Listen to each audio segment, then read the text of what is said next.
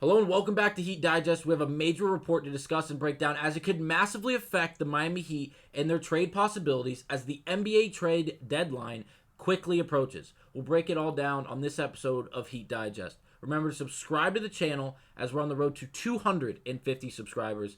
Thanks for watching and let's get to it.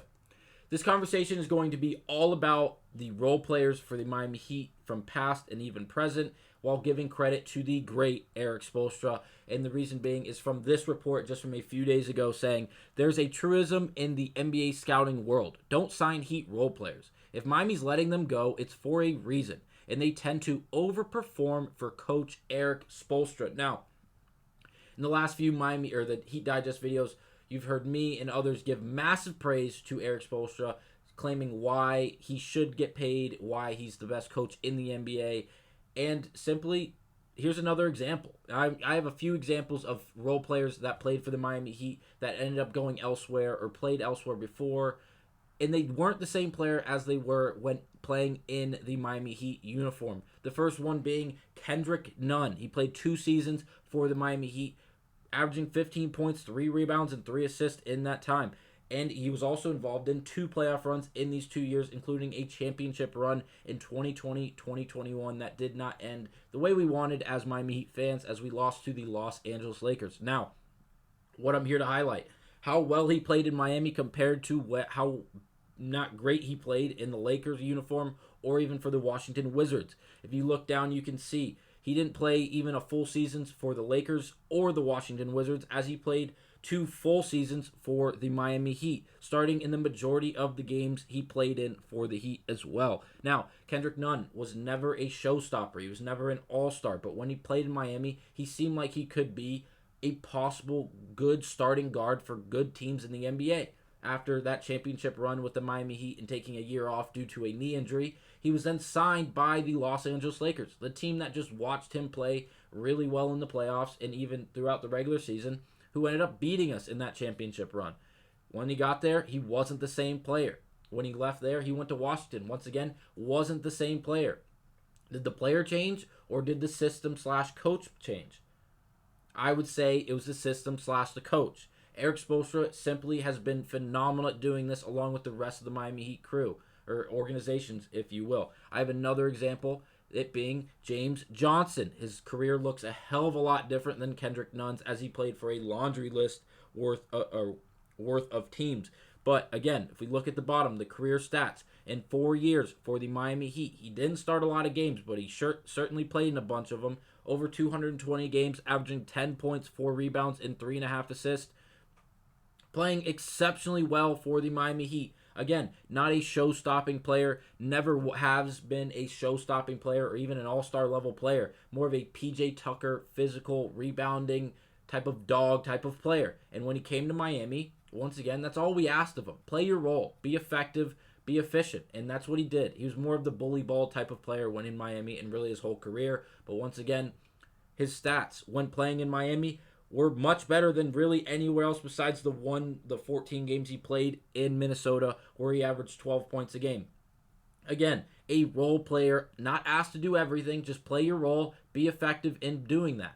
And again, it's highlighted once again, he played it effectively, and it showed, as, again, he was a part of a championship run, the same one as Kendrick Nunn that I noted earlier, that didn't end for the Miami, or didn't end exactly how we wanted for the Miami Heat, but again, he got there. We were able to get all the way there. We played well.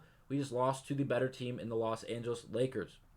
The final name I have is Hassan Whiteside. If you're a Miami Heat fan and have been a Miami Heat fan, you know this guy's name, and it's because we thought he was the next dominating force for the Miami Heat. He was simply fantastic when playing for Miami, averaging 14 points, 12 rebounds, and over 2.5 blocks per game. Now, I know if you look at the career breakdown in the one season in Portland he played, it was 15 points and 13.5 rebounds and almost 3 blocks per game. And you're like, Houston, those numbers were better in Portland than they were in Miami.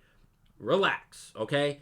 In Miami, he played in over 320 games. He started in 259 of those 324 games, okay? In Portland, he didn't even play an entire season. He only played 67 games for the Portland Trail Blazers. He really did jump around his entire career, playing in SAC, Miami, Portland, and then Utah.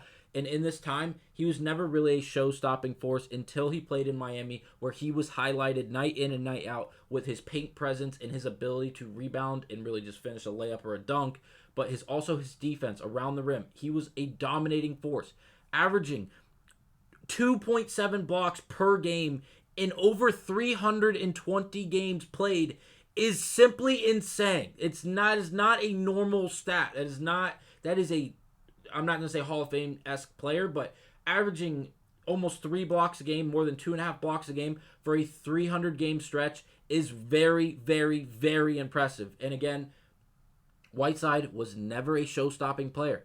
In the years before, in Sacramento, he was a nobody, and then he didn't play for 2 years because he wasn't that good. He went over and played in other leagues over in China, in a D League in Lebanon, and then he was brought in by the Miami Heat, where he kind of resurged his career, and everyone was like, where do they keep finding these guys? And it's a great question to ask, because Hassan Whiteside, like I just pointed out, playing over in China, doing this, doing that, and Miami said, we could use someone like that. Let's plug him into a lineup. Let's not ask him to do a lot. Just ask him to rebound, defend the paint, and dunk the ball when he get an offensive rebound, or throw him a lob occasionally, and it works. And it worked effectively. He was a part of 2 playoff runs. They didn't go great for the Miami Heat, but again, they made it to the playoffs. They had winning seasons, and they got to the playoffs and made a run. It wasn't a great run. It wasn't a deep run. It wasn't a championship run. But once again, the point is, we got there using players that aren't, at this time, it wasn't Dwight Howard. It's not someone like Shaquille O'Neal. It's not these groundbreaking centers and this all-star level players. It's just role players that we put in great positions due to good coaching and great systems that really result in great basketball for the Miami Heat. Now, those were 3 examples I had with the stats. Another 3 names I'm going to throw out there. Mario Chalmers. Started, I know, he was playing alongside Dwayne Wade, Chris Bosh, LeBron James, and all these great players in these dynasty years for the Miami Heat. But again, he left the Miami Heat. You didn't hear a lot from him. He wasn't playing the same role in other teams that he did in Miami. I know his life was pretty easy playing with the guys he did, but again, just another example. Norris Cole, another great example. I know the teams he was playing on, loaded. He went anywhere else, you didn't really hear of him. And the final name I'm going to throw out there is Tyler Johnson.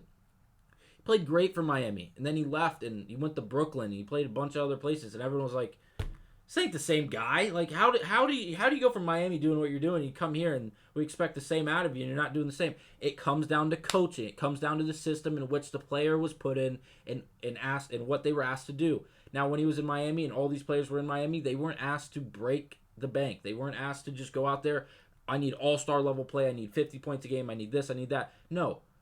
You're in a system with 4 other players on the floor at once, and you guys are going to play the game of basketball. You guys are going to run plays. You guys are going to play the game effectively. You're going to play hard, and you're not going to get pushed over. And you're going to have a little dog in you, and you're going to be really good at the game of basketball as a unit. And that's what I just highlighted. Eric Spoelstra, once again, has done it again, as this team is not loaded with a bunch of all-stars. Bam's really good. Tyler's really good. Jimmy's really good, but we haven't had them to our availability. We have 2 really, really good young players, and Jaquez and Jovic, who I can't wait to watch grow. But as this NBA trade deadline approaches, with all these young, really good core pieces that aren't showstopper all-star pieces, what would you do if you were a part of the Miami Heat? Do you think it's going to negatively affect us as the trade deadline approaches? Do you think it'll be a good thing?